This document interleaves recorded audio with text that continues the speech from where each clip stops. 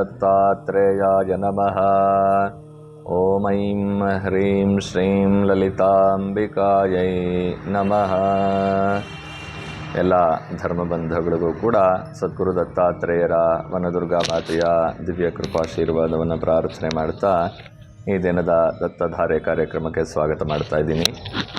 ಇವತ್ತಿನ ಸಂಚಿಕೆಯಲ್ಲಿ ವಿಶೇಷವಾಗಿ ಧನುರ್ಮಾಸದ ಸ್ಥಿರವಾಸರ ಇವತ್ತು ಶನಿ ತ್ರಯೋದಶಿ ಅಂತ ಹೇಳ್ತಾರೆ. ಗುರುಚರಿತ್ರೆಯಲ್ಲಿ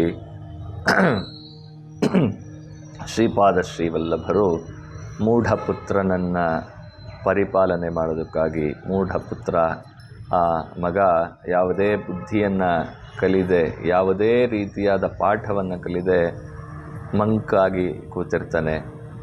ತಂದೆ ಸತ್ತು ಹೋದ ಮೇಲೆ ಮಗನನ್ನು ಎಲ್ಲರೂ ದೂಷಿಸ್ತಾ ಇರ್ತಾರೆ.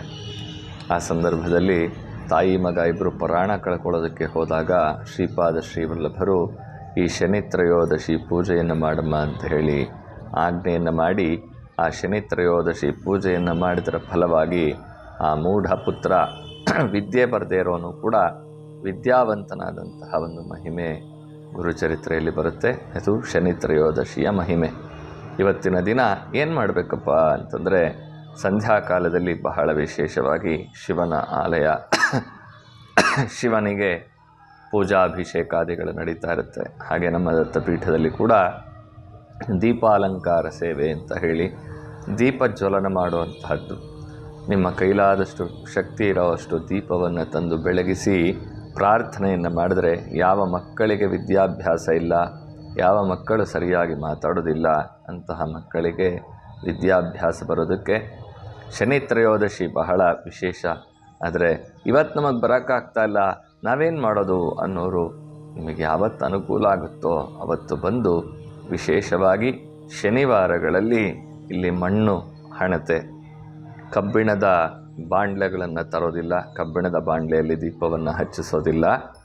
ದತ್ತನ ಸಾನ್ನಿಧ್ಯದಲ್ಲಿ ದತ್ತ ಎಲ್ಲರಿಗೂ ಆಶೀರ್ವಾದವನ್ನು ಮಾಡಿ ಶನಿದೇವರ ಒಂದು ಅವಕೃಪೆ ಅಂತ ಹೇಳ್ತಾರೆ. ಅಂದರೆ ಆ 7.5 ಬಂದಾಗಲಿ, ಅಷ್ಟಮ ಶನಿ ಬಂದಾಗಲಿ, ಅಥವಾ ಲಗ್ನದಲ್ಲಿ ಶನಿ ಇರೋದಾಗಲಿ, 2ನೇ ಮನೆಯಲ್ಲಿ ಶನಿ ಇರೋದಾಗಲಿ, ಈ ರೀತಿಯಾದ ಜಾತಕ ಬಾಧೆಗಳು ಅಂತ ಹೇಳ್ತಾರೆ. ಆ ರೀತಿ ಇದ್ದಾಗ ಶನೈಶ್ಚರ ವಾಗ್ದಾನ ಮಾಡಿದ್ದಾನೆ ಅಂತ ಹಿಂದಿನ ಸಂಚಿಕೆಯಲ್ಲಿ ಹೇಳಿದ್ದೆ. ಯಾರು ಗುರು ಸೇವೆಯನ್ನು ಮಾಡ್ತಾರೋ ಅವರ ಬಾಧೆಯನ್ನು ನಾನು ನಿವಾರಣೆ ಮಾಡ್ತೀನಿ, ಅವರಿಗೆ ನಾನು ಜಾಸ್ತಿ ಬಾಧೆ ಆಗದಿರೋ ಹಾಗೆ ನೋಡ್ಕೋತೀನಿ ಅಂತ ಗುರುಗಳಿಗೆ ವಾಗ್ದಾನ ಮಾಡಿದ್ದಾರೆ ಶನಿ ಮಹಾರಾಜರು. ಆದ್ದರಿಂದ ಶನಿವಾರಗಳಲ್ಲಿ ವಿಶೇಷವಾಗಿ 2 ಮಣ್ಣಿನ ಹಣತೆಯನ್ನು ಎಳ್ಳೆಣ್ಣೆ ದೀಪವನ್ನು ಹಚ್ಚಿ, ಎಳ್ಳು ಬತ್ತಿಯಲ್ಲ, ಚೆನ್ನಾಗಿ ನೆನಪಿಟ್ಕೊಳ್ಳಿ, ಎಳ್ಳೆಣ್ಣೆಯ ದೀಪವನ್ನು ದತ್ತಾತ್ರೇಯರ ಬಳಿ ಬಂದು ಹಚ್ಚಿ ಪ್ರಾರ್ಥನೆಯನ್ನು ಮಾಡಿಕೊಂಡಾಗ ಅಂತಹ ಬಾಧೆಗಳ ನಿವಾರಣೆ ಆಗುತ್ತೆ. ಬಹಳ ಇವತ್ತು ವಿಶೇಷವಾಗಿ ಶನಿ ತ್ರಯೋದಶಿ, ಯಾವುದೇ ತ್ರಯೋದಶಿ ಅಂದರೆ ಪೌರ್ಣಮಿಯ ಹಿಂದಿನ 2 ದಿನವಾಗಲಿ ಅಥವಾ ಅಮಾವಾಸ್ಯೆಯ ಹಿಂದಿನ 2ನೇ ದಿನ ತ್ರಯೋದಶಿ ಅಂತ ಹೇಳ್ತಾರೆ. 13ನೇ ದಿನ ಅವತ್ತಿನ ದಿನ, ಅದು ಶನಿವಾರ ಬಂದಿದೆ ಇವತ್ತು, ಬಹಳ ವಿಶೇಷ.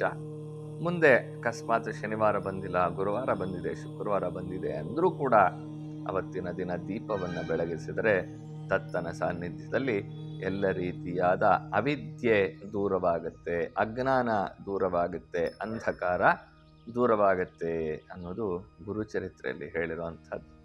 ಅದರಿಂದ ನಿಮಗೆ ಯಾರ ಮನೆಯಲ್ಲಿ ಈ ರೀತಿಯಾದ ಬಾಧೆಗಳಿದೆ ಅವರೆಲ್ಲರೂ ಕೂಡ ಸಂಧ್ಯಾಕಾಲದಲ್ಲಿ ಬಂದು ಮಣ್ಣಿನ ಹಣತೆ ದೀಪವನ್ನು ಹಚ್ಚಿ ಪ್ರಾರ್ಥನೆಯನ್ನು ಮಾಡಿಕೊಳ್ಳಿ ಅಂತ ಹೇಳಿ ತಿಳಿಸ್ತಾ, ಹಾಗೆ ಧನುರ್ಮಾಸದ ಅಮಾವಾಸ್ಯೆ ಇದೆ, ಸೋಮವಾರ ಬಹಳ ವಿಶೇಷವಾದ ಅಮಾವಾಸ್ಯೆಯ ದಶಭುಜ ಮಹಾಲಕ್ಷ್ಮಿ ಹೋಮ ನಡೀತಾ ಇದೆ.